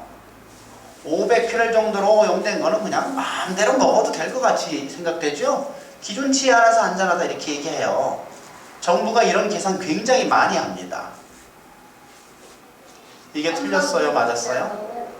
틀렸어요. 이렇게 계산하면 안 돼요. 왜 그런지 설명을 좀 드릴게요. 세슘 측정치를 이용해서 피폭량을 계산한 후에 피폭량 기준치인 1mS 이하라서 안전하다 이 말을 정부가 많이 하는데 핵반응이 일어나면요 세슘뿐만 아니라 100가지 방사능이 나와요. 근데 우리는 여기서 세슘만 재요. 그리고 이 세슘에 의한 피폭량만 계산해요. 그런 다음에 기준치 이하라서 안전하다고 얘기해요. 틀렸다는 거죠. 그리고 두 번째는 우리가 1년 동안에 명태만 먹어요? 아니에요. 굉장히 많은 음식을 먹어요. 그 많은 음식에 의한 피폭량을 다 계산해야 돼요. 그러니까 원칙대로 하려면 이렇게 해야 돼요. 우리가 먹는 음식들을 다 이쪽에 나열을 합니다. 그 다음에 100가지 방사능 물질을 이쪽에 쭉 나열을 해요. 그런 다음에 칸을 다 쳐요. 그런 다음에 그 칸에 있는 모든 칸에 있는 피폭량을 다 계산해야 돼요. 그리고 다 더해야 돼요. 그래야 음식을 통한 피폭량이 돼요. 이해되세요? 거기다가 호흡을 통한 내부 피폭 더하고 외부 피폭 더하고 병원 피폭 다 더해서 1mS 이하여야 돼요. 이게 바로 피폭량 기준치입니다. 근데 아까 그런 식으로 계산하면 뭘 의미해요? 1년 내내 병원 한 번도 안 간다라는 가정을 해야 돼요. 그리고 외부 피폭, 내부 피폭 다 없다라고 가정해야 돼요. 그리고 1년 내내 우리는 명태 25kg만 먹는다라고 가정해야 돼요. 거기다가 이 명태 안에는 다른 건 하나도 없고 세슘만 들어있다라고 가정해야 돼요. 그래야 아까 그런 계산이 가능한 겁니다. 말이 되는 소리냐고요. 그러면 명태만 가지고 피폭량 계산해. 그럼 밥 먹으면 밥 계산해. 그 다음에 김치 먹으면 김치 계산해. 이렇게 다 계산해야 된다는 거죠. 그리고 세슘뿐 아니라 100여 가지 방사능 물질을 다 봐야 된다는 거죠. 여기서 제가 퀴즈 한번 낼게요. 세슘이 전체 방사능 중에 몇 프로쯤 될까요? 대충 한번 짐작해 보세요. 10% 정도. 몇 프로 될 것 같습니까? 5%. 5%. 정답은 100분의 1이라고 했으니까 1%. 1%. 정답은 0.1%가 안 돼요.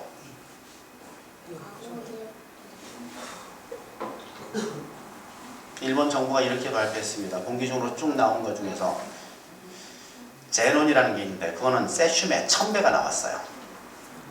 제논하고 세슘만 나왔다 하더라도 0.1%예요.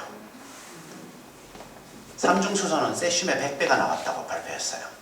요오드는 세슘의 15배가 있다고 나왔어요. 이해되세요? 그게 지금 너댓까지밖에 안 돼요. 나머지 95가지는 발표도 안 했어요. 그리고 100여 가지 방사능 물질 중에 일본이 지금 측정한 게 30몇 가지밖에 안 돼요. 나머지는 측정도 안 한 거예요. 근데 생각해 보세요. 방사능 물질이 빡 나왔다. 그 중에 세슘만 딱 골라서 명태에 쏙 들어갔을까? 말이 안 되는 소리죠. 세슘이 있다는 얘기는 뭘 의미해요? 그래서 우리가 알지 못하는 수많은 방사능 물질들이 같이 있다 이렇게 봐야 돼요.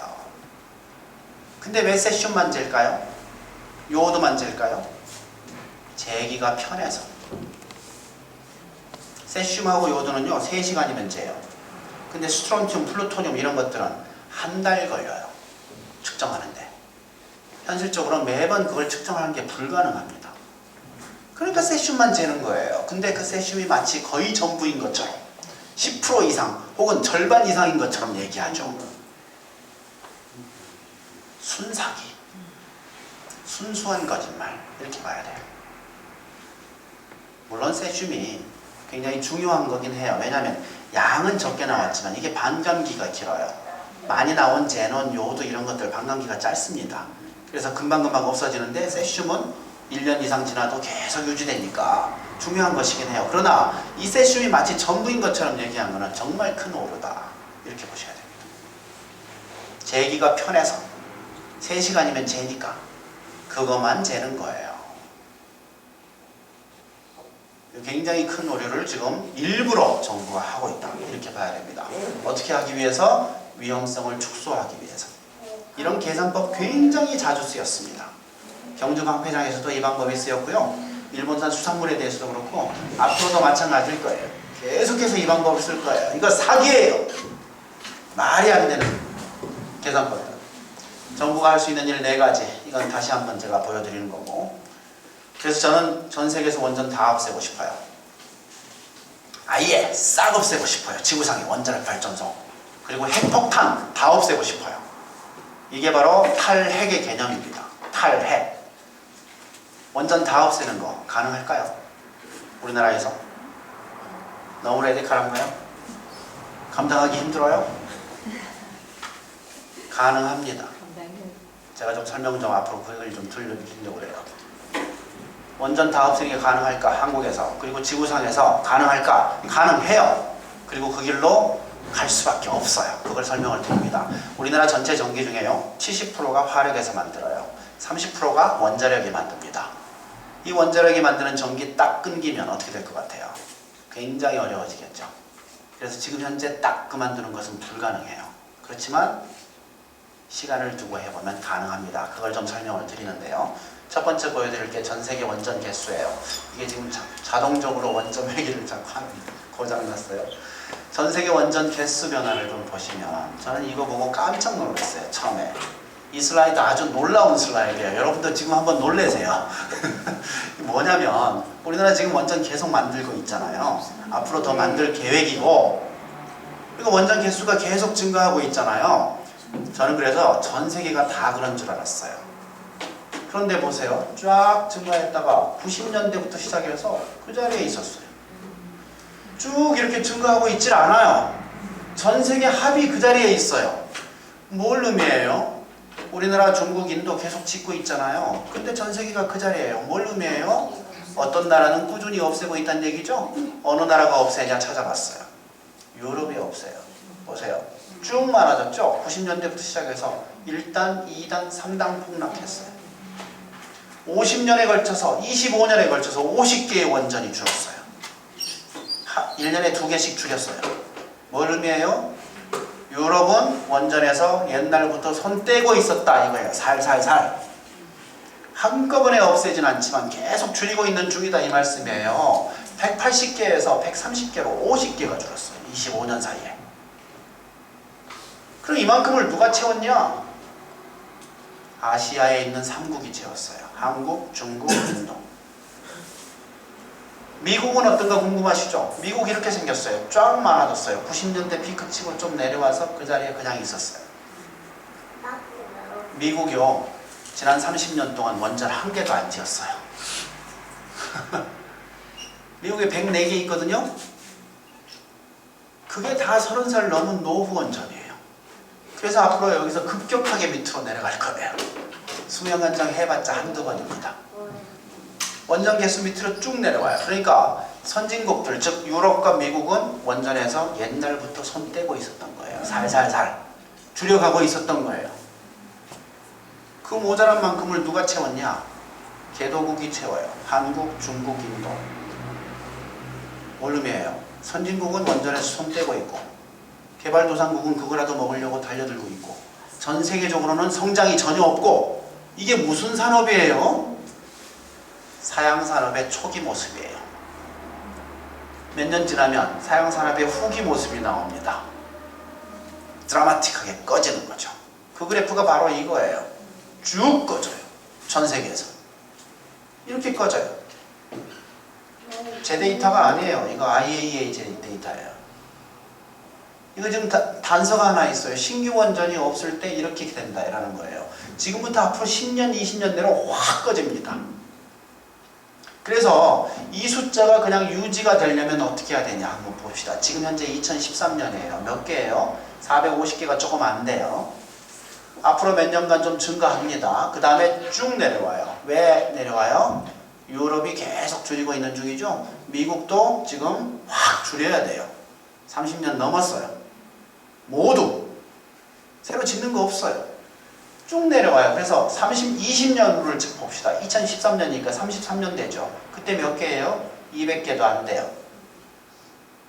뭘 의미해요? 앞으로 20년 내로 전 세계에서 250개의 원전이 문을 닫아요. 그 수가 유지되려면 20년 내로 250개의 원전이 완공돼야 돼요. 근데 원전 짓는데 10년 걸려요. 뭘 의미해요? 10년 내로 250개의 원전을 착공해야 돼요. 가능해요 그거? 우리나라에서 10년 내로 착공할 수 있는 원전 개수 해봐야 10개. 인도 해봐야 20개. 중국 맥시멈 해봐야 100개. 절대 250개 못 지어요. 그러면 어떻게 돼요? 앞으로 1, 20년 내로 적어도 100개 이상의 원전이 확 줍니다. 전 세계적으로. 확 꺾여요. 자꾸. 그래서 이 정도 되다가 확 꺾입니다. 그럴 수밖에 없어요. 원자력은 사양산업이에요. 사양산업이었어요. 그리고 앞으로 50년 내로 지구상에서 사라져요. 길어봐야 70년 내로 사라져요. 이런 식으로 사라질 거냐? 아니에요. 전 세계 원전 50개 미만 되잖아요. 그러면 딱 여기서 끊깁니다. 왜? 우라늄 공장이, 우라늄 광산이 문을 닫을 거예요. 시장이 너무 작아서. 갑자기 꾹 끊길 거예요. 그러면 한번 생각해 보세요. 전 세계에서 지금 유럽하고 미국 선진국들은 원자력을 손 떼고 있었으면 그러면 다른 전기를 어떻게 만들었을까? 선진국은 어떻게 하고 과연 뭘 하고 있었을까? 대안이 있었을까? 그게 바로 이 그래프입니다. 전 세계 발전 현황인데요. 연도별로 신설된 현황이에요. 이거 한번 잘 보세요. 이 파란 거 작년에 이만큼 만들었어요. 노란 거 작년에 이만큼 만들었어요. 그리고 빨간 거 작년에 이만큼 만들었어요. 이게 뭐냐? 파란 거 쫙 올라가는 파란 거 뭐예요? 윈드예요. 전 세계 풍력 발전. 놀랍죠? 노란 건 뭐예요? 솔라 PV예요. 태양광. 빨간 건 뭐예요? 누클리어. 원자력이에요. 어떻게 됐어요 이거? 전 세계가 어디로 가요? 파란 나라, 노란 나라로 전부 전력 질주하고 있어요. 이쪽으로. 우리나라는 이거 해요? 안 해요? 안 해요. 아예 안 해요. 우리나라 뭐 해요? 원자력 해요. 이것만 하고 있어요. 오래됐어요. 20년 전부터 보세요. 원자력 이만큼씩 만들었었죠. 이거 어때요? 점점 르네상스 하고 있어요? 원자력 르네상스? 없어요. 점점 줄어요. 전 세계에서 아무도 안 해요. 2008년도 전 세계에서 아무도 안 만들었죠. 9년도 10년도 누가 만들었네. 이건 누굴까? 이거 대한민국이에요. 보이시죠? 전 세계가 어디로 가고 있어요? 재생가능으로 가고 있어요. 풍력과 태양광으로. 근데 우리는 이거 전혀 안 해요. 이거만 해요. 굉장히 독특한 길을 혼자 가고 있어요. 난 이런 나라가 또 있는지 막 뒤져봤어요. 전 세계에 재생가능 아예 안 하고 원자력만 하는 나라가 또 있나? 없어요. 지구상에. 아까 중국이 원자력 많이 짓고 있다. 앞으로 많이 지을 것 같다 그랬죠? 중국 보세요. 우리나라 지금 원자력이 30%라고 그랬죠? 중국은 원자력이 2%예요. 재생가능 몇 프로냐? 18%예요. 원자력보다 9배의 전기를 재생가능으로 만들고 있는 나라예요. 전 세계 풍력 1등이에요. 태양광 4등이고. 중국은 그래서 별명이 붙었어요. 재생가능 에너지의 나라. 이렇게. 별명이 붙어있는 나라예요. 원자력도 하죠. 그러나 메인은 재생가능이에요. 인도도 마찬가지고. 그래서 재생가능 에너지 가지고 성적표를 매겨보면 이렇게 돼요. 지금 현재 전 세계 재생가능 전기 중에 20%를 재생가능 에너지로 만들어요. 태양광, 풍력, 수력 이걸로 만들어요. 바이오매스라고 하는 것도 있고 20%예요. 원자력은 몇 프로냐? 10%예요. 전 세계에서 원자력의 이 2배 정도 되는 전기를 재생가능 에너지로 만들고 있어요. 지금 현재. 이 자꾸 들어가요. 그리고 보세요. 미국은 좀 낮죠. 여기 지금 다 잘 사는 나라들 재생가능 에너지 비율이 어때요? 모두 10%가 넘어요. 대부분 다 10% 넘어요. 뭐 100%짜리도 있고 60%, 50%, 40%. 잘 사는 나라일수록 재생가능이 높아요. 못 사는 아시아 나라 어때요? 다 10%가 안 돼요. 보이시죠? 잘 사는 나라일수록 선진국일수록 재생가능이 높다. 후진국일수록 낮다. 이렇게 보시면 돼요. 그리고 이 중에 꼴찌가 어디예요? 한국이에요. 세계 꼴찌. 여기 지금 1.9%로 돼 있는데요. 이것도 내가 들여다보면 웃깁니다. 이 중에 1.5%가 뭐냐? 쓰레기 소각장에서 나오는 폐열. 그거 가지고 전기 만들어요. 그게 1.5%예요. 그럼 순수한 재생가능 에너지, 즉 태양광, 풍력, 그 다음에 수력, 이건 0.5%에 불과해요. 전 세계 꼴찌! 그냥 꼴찌! 20년 동안 전혀 안 했어요. 다른 나라들 다 하고 있을 때. 그래서 꼴찌가 됐어요. 근데 지금도 시작 안 해요. 지금도 안 해요. 원전 비중은 지금도 늘리겠다고 얘기해요. 재생가능은 말로만 하는 척만 해요. 그리고 계속해서 모든 재생가능 에너지에게 모욕을 줍니다. 비싸다. 전기 별로 안 나온다. 우리나라의 사정에 잘 맞질 않는다. 그 얘기를 계속해요. 교과서에서. 모든 모욕은 재생가능 에너지에, 모든 영광은 원자력에. 원자력은 뭐라고 손잖아요? 싸다. 친환경적이다. 깨끗하다. 경제적이다. 그렇잖아요. 안전하다. 그렇게 하고 있어. 모든 영광은 원자력에게. 모든 질타와 비난은 재생가능에게. 이해가 되십니까? 전 세계에서 이런 식으로 재생가능을 아예 안 하고 원자력만 하는 나라는 한국뿐이에요. 모든 나라가 일로 가고 있어요. 재생가능 에너지로. 한국은 혼자 일로 가고 있어요. 어떤 친구도 없어요. 나 같으면 뒤로 한번 돌아보면서 야 얘들 뭐하러 그런 거냐? 왜 글로 가? 다 일로 와. 할 것 같은데 물어보지도 않아요. 그리고 전 국민을 세뇌시키죠. 원자력밖에 없어요. 이게 싸요. 이게 안전해요. 이게 깨끗해요. 재생가능 얘기하면 이거 비싸요. 우리 상황이 안 맞아요. 한국에 햇빛이 없다는 거예요. 전 세계 태양광 1등 독일입니다. 독일 가보셨나요? 거의 매일 비 와요. 태양광이 어디 있어요? 우리보다 훨씬 나쁜 조건이에요. 그런데 거기가 1등이에요. 전 세계 1등. 한국에 바람 안 불어요? 불어요. 근데 풍력 안 된다는 거죠. 뭐든지 안 된대요. 제 생각은. 뭐든지 안 된대요. 비싸다는 거예요. 모두 거짓말입니다. 전 세계가 가고 있는데 왜 우리만 안 돼요? 왜 우리가 전 세계 꼴찌하고 있어야 돼요? 제일 멍청한 나라예요, 우리가? 아니에요. 갈 수 있습니다. 결론 갑니다. 기준치는 안전기준치가 아니고 관리기준치다. 식품에. 이거는 안전기준치가 아닙니다. 그래서 우리는 피폭량과 암 발생은 정비례 하니까 피폭량을 줄이기 위해서 항상 노력해야 됩니다. 그런데 자연방사능은 못 줄여요. 병원방사능은 줄일 수 있어요. 노력해야 돼요. 그리고 인공방사능은 0으로 줄일 수 있어요. 탈핵하면 돼요. 어릴수록 방사능에 민감해요. 여성이 더 민감해요. 그래서 급식에서는 적어도 이것들은 빼야 돼요. 이것 중에서 3가지 외우라고 드린 거 그거 빼야 돼요. 그리고 이거 빼야 돼요. 급식에서는. 왜 애들 먹는 거니까. 그리고 한국은 늦었지만 반드시 일로 가야 된다. 탈핵으로 반드시 가야 된다. 그리고 갈 수 있다. 다른 나라들이 다 가고 있으니까 우리 묻어가면 된다. 이거예요. 저는 이거를 컨닝 작전이라고 말합니다.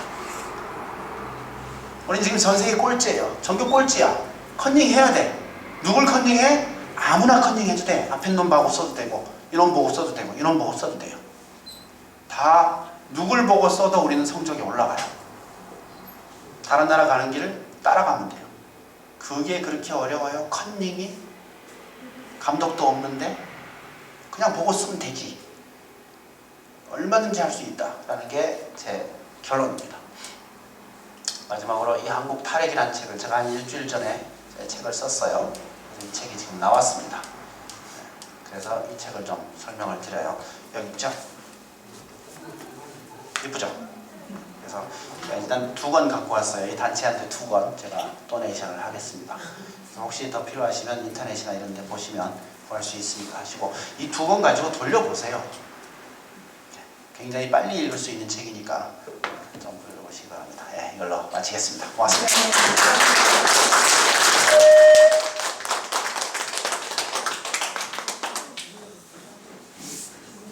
예, 혹시 질문 있으시면 가볼까요? 교수님, 예. 네, 정말 이런 데 대해서 무지했거든요. 좋은 강의 감사하고요. 오늘 강의를 듣는 동안 우리가 들어도 좋지만은 정말 핵을 추구하는 그들이 많이 들어야 되겠고 이쪽으로 방향을 돌리는 정부 쪽의 사람들이 많이 들어야 되겠다고 생각이 들거든요. 그러니까 65세 이상은 지금 뭐 국가에서 무료 금진해가지고 뭐 엑스레이 뭐 해가지고 막 자꾸 2년마다 무료 금진을 받으려고 하는데 가면은 뭐 CT 촬영 그저 해주듯이 막 의사들이 권유해요. 하고 나면 이제 돈이 또 그 CT는 따로 나오더라고요. 그러나 다른 거는 이제 무료 검진이 되고 또 거기도 그렇고 또 제가 알기로는 우리나라에도 가평에 있는 수력발전소가 얼마 전에 원자력으로 바뀌었거든요. 그리고 가평에 있는 수력발전소. 수력이 원자력으로 바뀌어요? 예. 가평에? 예예. 아닌데. 지금 바뀐다 하던가 지금 부산에 있는 고리 원전이 또 있고. 예. 근데 거기에 이제 수력발전소에서 원자력으로 왜 바뀌는가 그것도 굉장히 제가 했거든요. 근데 오늘 교수님 말씀을 들으면서 거기 싸다, 거기 편리하다, 거기서 전기가 더 많이 나온다. 우리나라 실정에 맞도록 해서 원자력으로 바뀌는 것이라고 하는데 그들이 많이 교수님의 강의를 많이 좀 접했으면 더 좀 안 좋겠나 싶고 예. 기회가 되면 하겠습니다. 예. 안 불러줘요. 예. 한번 불러줬어요. 예. 한번 그래서 예. 우리가 많이 들어도 힘이 없잖아요. 원자력을 제지할 수 있는. 왜 힘이 없어요? 국민이 투표로 결정하는 게 국민이 지금 주권을 갖고 있는. 아유, 그래도 교수님 같으신 분이 그렇게 막 반대를 해도 그게 소용이 없었다는데 경주 같은데도 아니 투표하실 때 네. 이런 걸 보셔야 돼요. 그러니까 앞으로는 국회의원이건 대통령이건 간에 원전 줄이겠다라는 약속하는 사람 무조건 찍어야 된다는 거죠. 그리고 원전 필요하다는 얘기하는 사람은 그건 평생 볼 필요가 없다는 거죠. 그거 해주셔야 돼요. 주권 재민 아닙니까? 그래서 유권자들이 이걸 굉장히 중요한 선택의 지표로 삼아주시면 그거는 그렇게 해서 이제 해줘야 돼요. 이런 강의를 접한 사람들은 다 이제 그런 마음이 예. 여러 가지 왜 그러면 원자력으로 자꾸 가평에 있는 수력발전소도 지금 그거는 원자력으로 안 바뀝니다. 안 뭔가 좀 바뀝니까? 잘못 알고 계시는 것 같은데 원자력은 가평에다 못 만들어요. 그 계획도 없고요. 이제 가평에 있는 수력이 하여튼 뭐 다른 걸로 바뀌겠죠. 원자력으로 바뀐다는 말이 아니에요. 원자력으로 바뀌는지 하여튼 그건 논의돼 본 적도 없습니다. 예. 가평에 원자력은 없어요. 아마 다른 걸로 바뀔 겁니다. 원자력이 아니고. 원자력 말고 또 뭐가 있습니까? 화력 발전이 있죠. 화력 발전에 속한 거든 지금 가평에 있는 수력 발전소. 수력은 재생 가능 에너지인데 한수원이라고 하는 회사가 수력하고 원자력을 같이 관리하고 있긴 하죠. 근데 그게 원자력으로 바뀌지는 않습니다.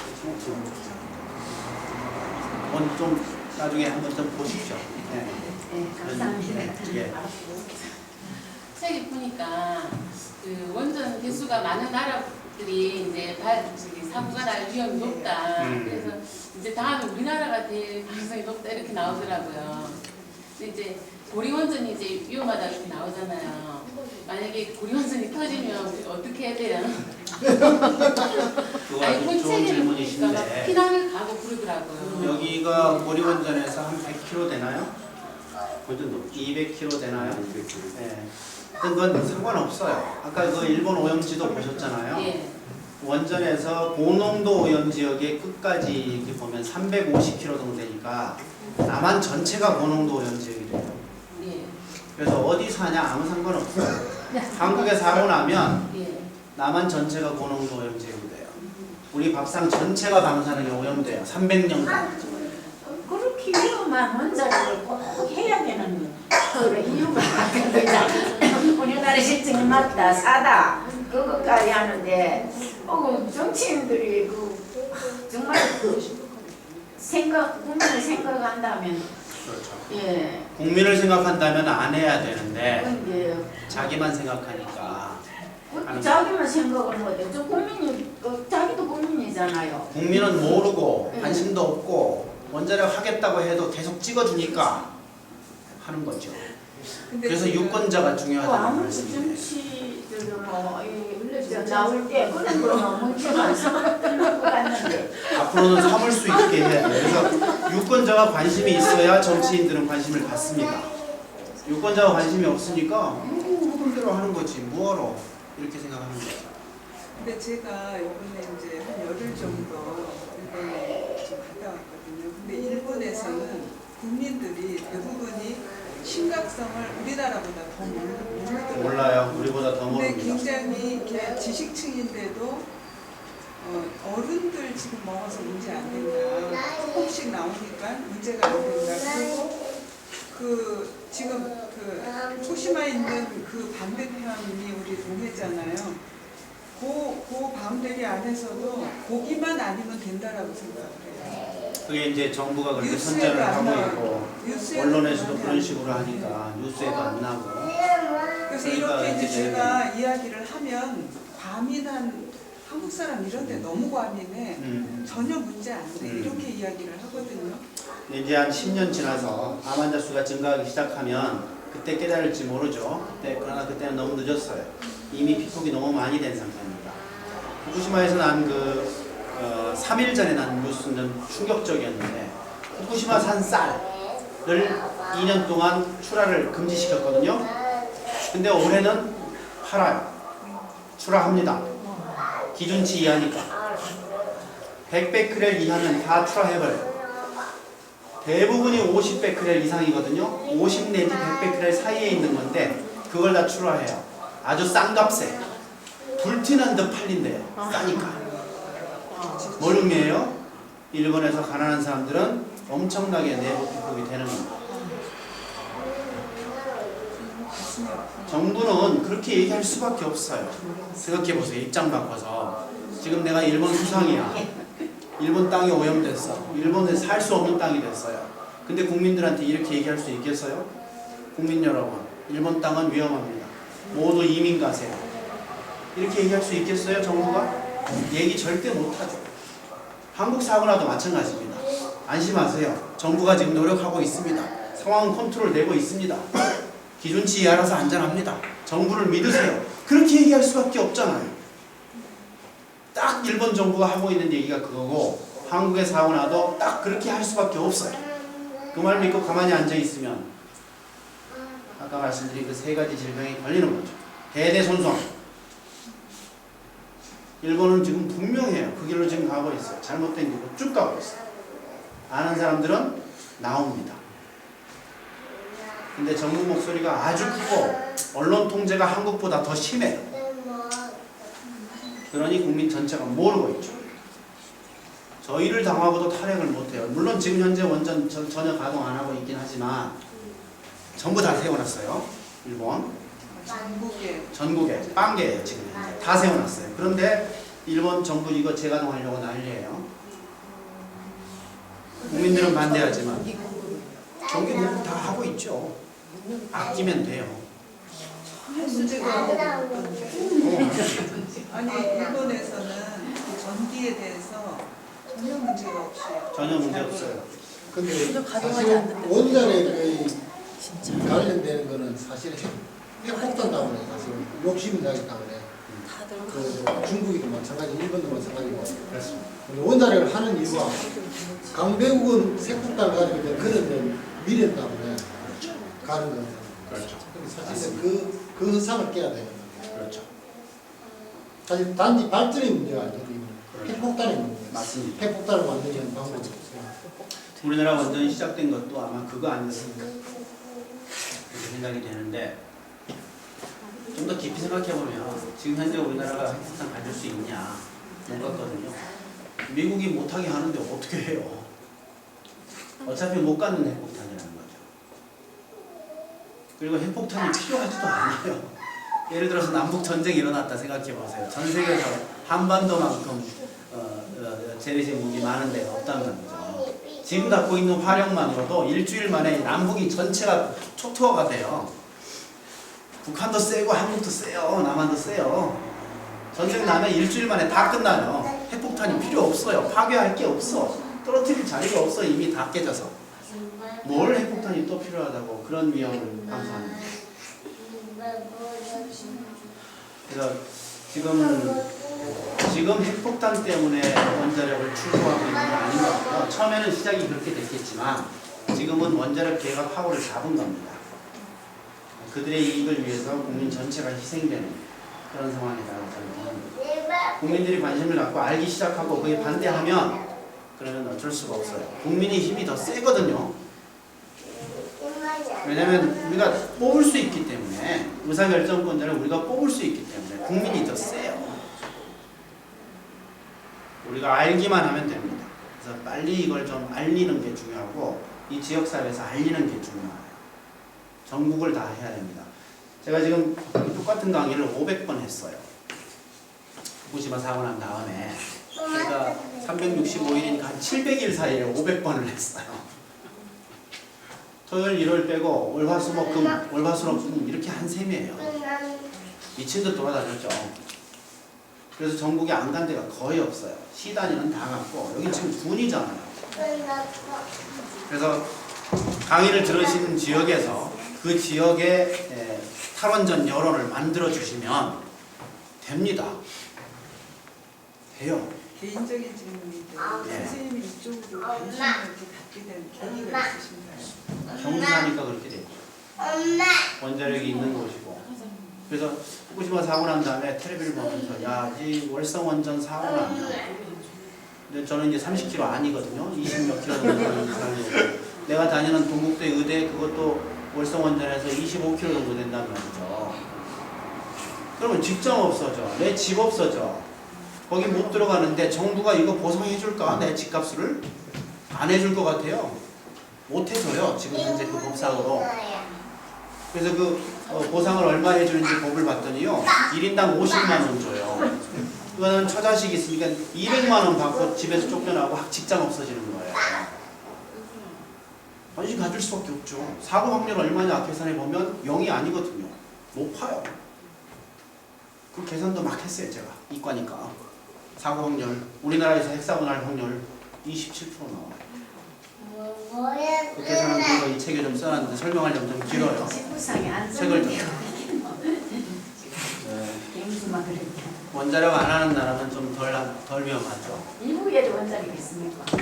거기 지금 핵폭탄이 있잖아요. 전기는 안 만들지만 경수로. 원자로가 있지요. 그래서 거기서 지금 핵 재처리하고 해서 핵폭탄 만들었잖아요. 이게 지금 죽음의 길로 가는 거예요.